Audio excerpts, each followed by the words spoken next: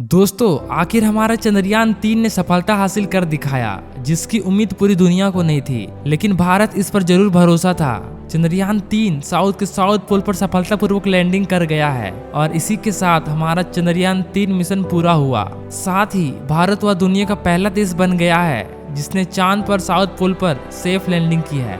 ये वाकई हम सभी भारतीय के लिए गर्व की बात है कि आपको लग रहा है कि चंद्रयान मिशन हमेशा के लिए चांद पर रहने वाला है, तो ऐसा कुछ नहीं है। दोस्तों हमारा जो लैंडर है और रोवर है, ये दोनों चांद के साउथ पोल पर 14 से 15 दिन रहने वाले हैं। इसी वजह है कि चांद पर एक दिन 14 से 15 दिन का रात है और इतने दिन वो रात रहती है। तो हमारा चंद्रयान-3 जो है दिन के समय लैंडिंग की, यानी सुबह सुबह लैंडिंग कर चुका है और इसी समय में अब ये वहाँ पर रहेगा और वहाँ पर जानकारी हासिल करेगा और उस डेटा को इसरो के वैज्ञानिकों को भेजेगा। दोस्तों अब लैंडर जो है वो एक जगह पर खड़ा रहेगा जबकि आगे का काम रोवर करेगा। आपको बता दे कि प्रज्ञान रोवर में बहुत सारे सोलर पैनल लगे हुए हैं। विक्रम लैंडर में भी पैनल लगे हुए हैं क्योंकि इनके लिए धूप बहुत जरूरी है। लेकिन 14 दिन खत्म हो जाएंगे, फिर वहाँ धूप नहीं होगी बल्कि रात का समय शुरू हो जाएगा। उस समय इसका इलेक्ट्रॉनिक जो है वो काम करना बंद कर देगा, यानी जो मैक्सिमम अधिकतर डेटा जो है वो 14 दिन आ चुका होगा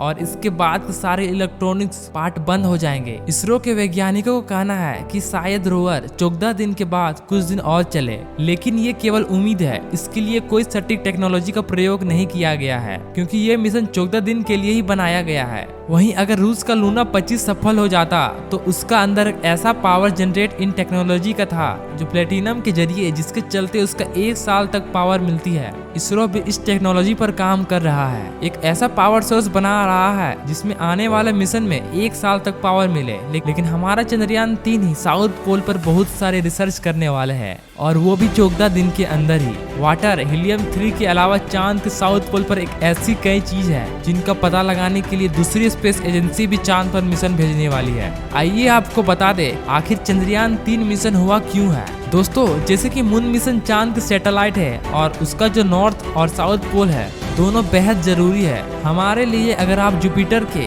किसी भी मून मिशन पर जाते तो वहाँ पर नॉर्थ और साउथ पोल पर जो भी चीज मौजूद है वो हमारे लिए बहुत ही मिस्टीरियस होती है। जिसे हमारे पृथ्वी के सबसे एक्सट्रीम कंडीशन है वो यहाँ के नॉर्थ और साउथ पोल में भी है। और इक्वेटर जो रीजन है इसे तो सेफ है क्योंकि ज्यादातर देश इक्वेटर पर मौजूद है, इसी के आसपास सब कुछ हो रहा है। लेकिन जो ये एक्सट्रीम कंडीशन है वह नॉर्थ और साउथ पोल पर होती है। रिसर्चर्स के मुताबिक साउथ पोल पर में जो प्रेजेंस ऑफ वाटर आइस है वह बहुत मात्रा में है और इसी के बारे में और डेटा धरती चाहता है। मून के इस रीजन में कभी भी सैटेलाइट नहीं पड़ती है और वो एक ऐसा रीजन है, एक ऐसा क्षेत्र है जहाँ पर हमेशा और अंधेरा होता है और डार्कनेस है और डार्कनेस ही रहेगा। यानी कि एक ऐसी जगह है जहाँ पर ना कभी रोशनी हुई है और ना कभी होने वाली है। पानी शब्द सुनने में आपको साधारण लग रहा होगा, लेकिन पानी साउथ पोल पर वाटराइज है क्योंकि वहाँ पर सूरज की रोशनी नहीं पहुँचती है, इसलिए वहाँ पर ऐसी परिस्थितियाँ हैं कि पानी वहाँ पर बर्फ के रूप में जमा रहता है। यहाँ तक मिल गया तो इन सालों तक जमा कर सकता है और करोड़ों साल से वो जमा हुआ है। दोस्तों आप जानते हैं कि चांद के साउथ पोल पर पानी है। भारत के चंद्रयान-1 ने पहली बार दिखाया था, यानी चांद पे पानी खोज करने वाले भारतीय है। 15 साल पहले चंद्रयान-1 ने पानी का पता लगाया था और साउथ पोल पर यूजर्स क्रिएटर बने हैं। यहाँ पर बिल्कुल भी सूरज की रोशनी नहीं पड़ती है, इसलिए वो जैसे पहले था वैसे आज भी है। यहाँ पर हमें जो डेटा मिलेगा उससे हमारा सोलर सिस्टम की उत्पत्ति की जानकारी हमें मिलेगी और ऐसी परिस्थिति सामने आएंगे, इसलिए पता चल पाएगा कि वहाँ पर hydrogen, ammonium, methane, sodium, mercury, silver जैसे मौजूद कई चीजें हैं। इसलिए उस जगह को the place of untapped resources माना जाता है। अब दोस्तों सबसे बड़ी बात जो सोचने वाली है, अगर रूस अपने लूना 25 में इंसानों को भेजता तो क्या होता। अगर बिना स्पेस क्राफ्ट वाला लैंडिंग करने में फेल हो रहा है, इतना हार्ड है चांद के साउथ पोल, तो फिर इंसान को यह भेजना कितना ज्यादा रिस्क से भरा होने वाला है।